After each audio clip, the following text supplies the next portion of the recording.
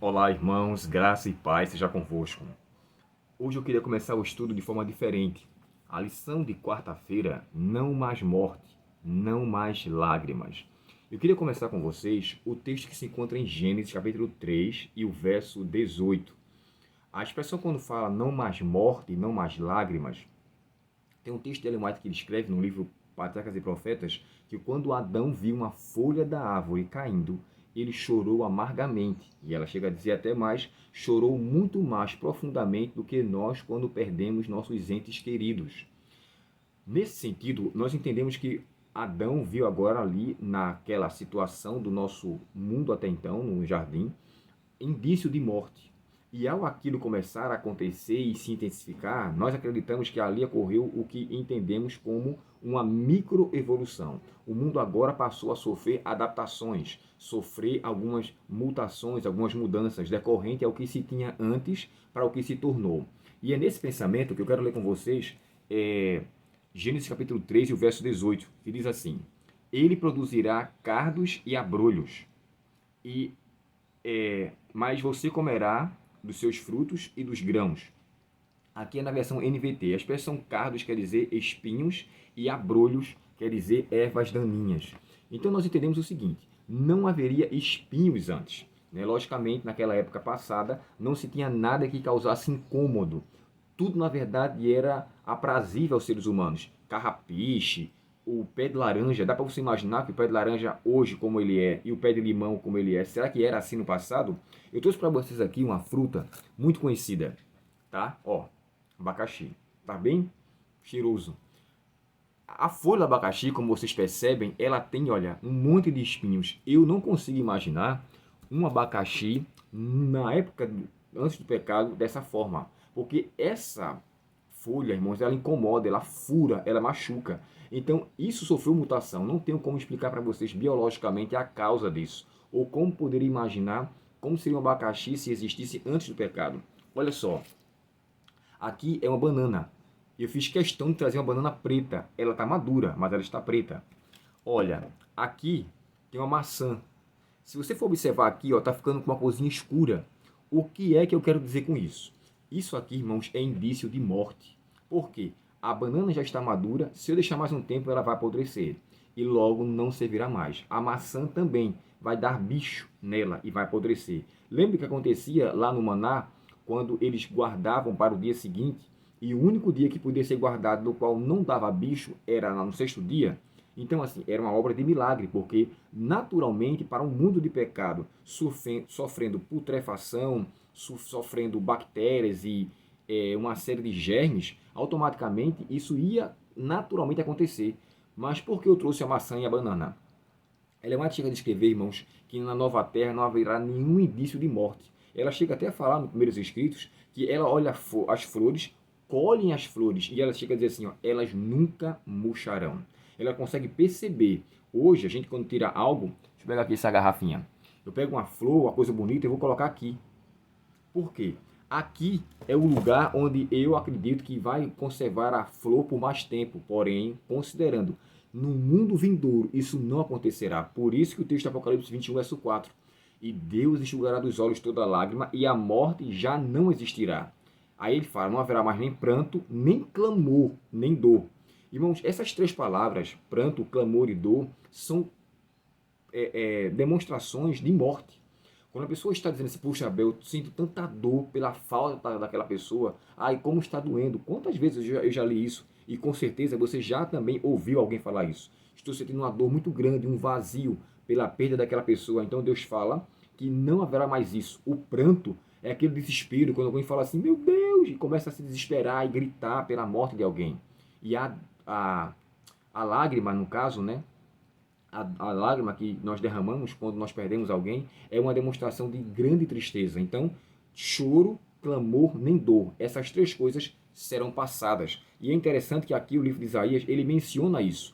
Quando ele fala assim, a morte será de fato engolida. E isso faz entender, irmãos, o que está em Coríntios capítulo 15, verso 26. Quando ele fala assim, onde está a morte e a tua vitória? Nesse aspecto aqui, tanto nesse quanto Apocalipse 6, verso 8, a morte ela é personificada. Lembra-se dos sete selos do Apocalipse? E no capítulo 6, verso 8, fala lá do quarto cavaleiro, e o cavaleiro, os 4 cavalos do Apocalipse, os 4 cavaleiros do Apocalipse, e no quarto cavalo fala assim, e o cavalo era amarelo, e o seu cavaleiro chamava-se Morte. Então ali também é aplicado uma personificação. Assim como aqui é tratado como personificação em Coríntios 15, 26 e o verso 55, quando fala que a morte já não existirá, onde está a morte, a tua vitória?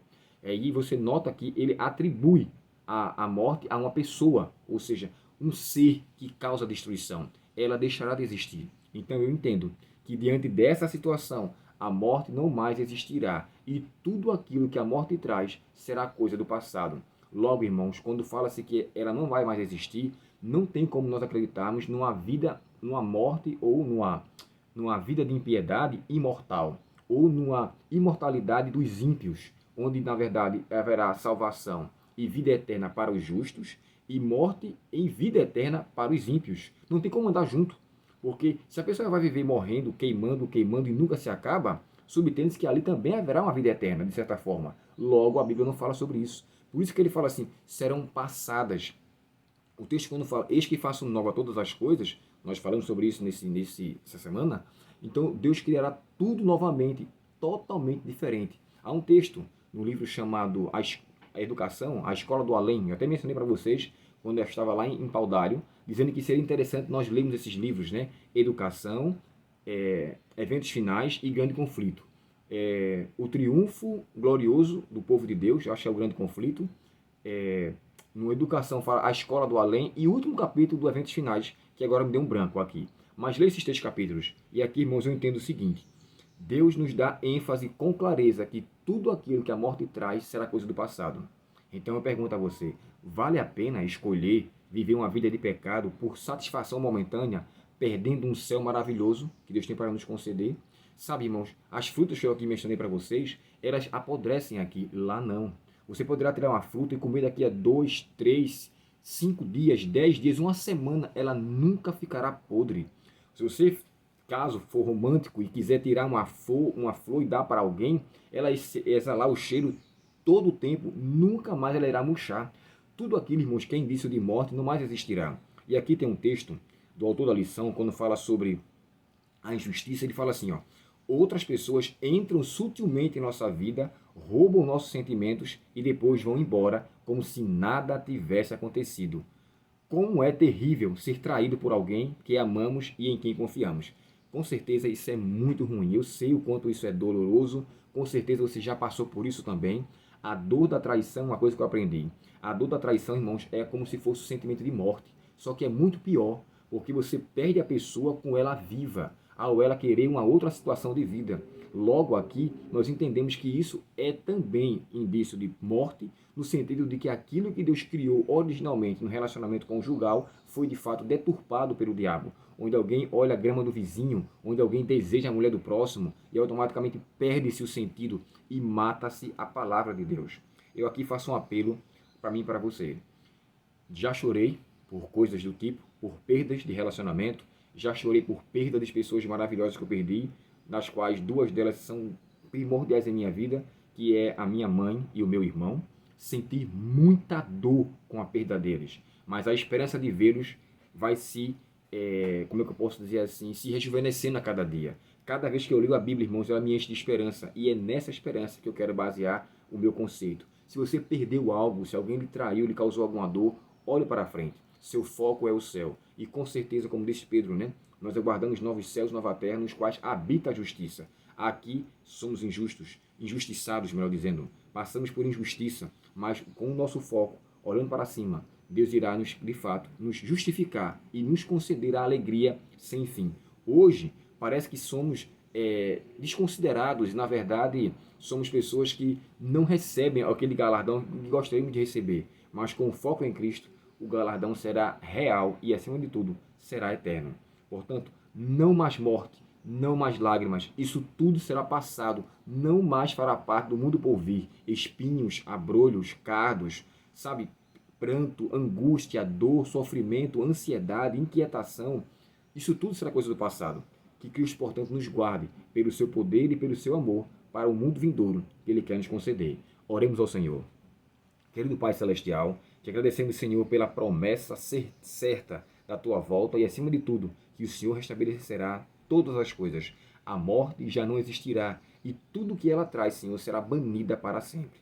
Nos ajuda a vivermos com esse propósito, nos ajuda a vivermos com esse planejamento e com essa esperança. E que assim o Senhor nos ocasione as bênçãos que precisamos para vivermos uma vida de paz, para a honra e glória do teu nome. Nos dá o perdão dos pecados, seja conosco, Senhor, e nos livra do poder do mal e nos rejuvenesce a esperança da tua volta a cada dia, em nome de Jesus.